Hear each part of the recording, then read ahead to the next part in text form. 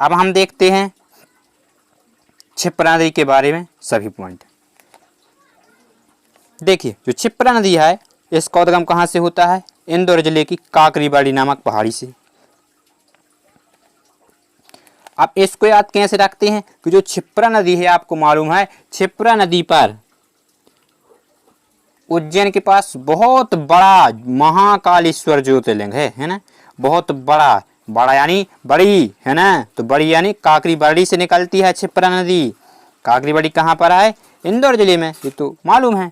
तो इंदौर जिले की काकरीबाड़ी पहाड़ी से कौन सी नदी निकलती है? क्षिप्रा नदी। और सभी को मालूम होगा इसे क्या कहते हैं? मालवा की गंगा कहते हैं क्षिप्रा नदी को। क्षिप्रा नदी के किनारे उज्जैन बसा है ना। तो क्षिप्रा नदी कहाँ से निकलती है? इंदौर से। इंदौर से निकलकर कहाँ? देवास उज्जैन में बहती है और मंदसौर में जाकर किससे मिल जाती है? चंबल नदी में मिल जाती है। तो इसे क्या कहते हैं? मालवा की गंगा भी कहते हैं। आशा करते हैं सब याद हो गए होंगे। इसको हम अभी मैप के माध्यम से भी देख लेंगे कि क्षिप्रा नदी है।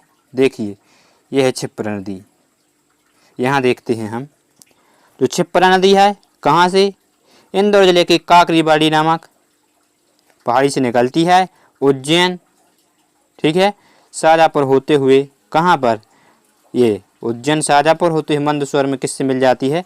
चंबल नदी से मिल जाती है। ठीक है, ये यहाँ से चंबल नदी निकली है और ये क्षिप्रा नदी आई है ये वाली, तो दोनों मिल जाएंगी कहाँ पर? मंदसौर में। ठीक है, चलिए अब हम जहाँ जो पढ़ रहे थे अब हम देखेंगे। जो क्षिप्रा नदी है इसको मालवा की गंगा तो कहा जाता है। क्षिप्रा नदी है इसकी प्रमुख सहायक नदियाँ हम देखते हैं कि क्षिप्रा नदी की सहायक नदियाँ कौन कौन सी हैं? गंभीर एवं खान नदी है जो क्षिप्रा की सहायक नदियां हैं। और देखिए जो बहुत ही इम्पोर्टेंट पॉइंट है, खान नदी है जो, उससे एक क्वेश्चन पूछा जाता है कि इंदौर किस नदी के किनारे बसा है बताइए, तो क्या हो जाएगा इसका आंसर? खान नदी। ठीक है, खान नदी के किनारे क्या बसा है? इंदौर। क्षिप्रा नदी के किनारे उज्जैन में महाकालेश्वर का ज्योतिर्लिंग है, सभी को मालूम है, पहले भी हम डिस्कस किया है। चलिए अब हम देखते हैं वैनगंगा नदी के बारे में। वैनगंगा नदी को हम कैसे, किस प्रकार की ट्रिक से याद करते हैं? कहाँ जाते हैं इस बार हम?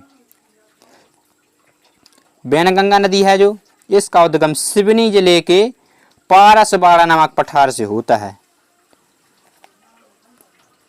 तो देखिए जो वैनगंगा है, ठीक है, वैन यानी अपनी बहन मान के चलिए, ठीक है, तो वैन यानी बहन, ठीक है। बहन से यदि बना कर चलोगे भाई, तो बहन लोग तो ज़्यादातर सिस्टर लोग अपनी होशियार पढ़ने में बहुत ही फास्ट होती हैं, ठीक है, बहुत अच्छा पढ़ती हैं। तो बहन से यदि बना कर चलोगे बनी, तो आप भी क्या हो जाओगे भाई? पास हो जाओगे उनके साथ में। भी आपको इतना पढ़ा देंगी कि आप क्या हो जाओगे? पास हो जाओगे। अच्छा, तो बहन से बनी चाहिए, बननी चाहिए, बनी यानी सिवनी, ठीक है। पास होना है कि नहीं बताइए?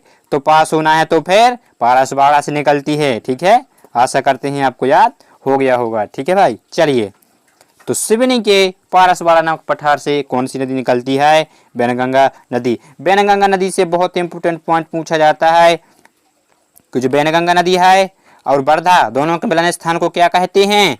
तो प्राणहिता कहा जाता है। वैनगंगा वर्धा के मिलन स्थान को क्या कहते हैं? प्राणहिता कहते हैं, ठीक है।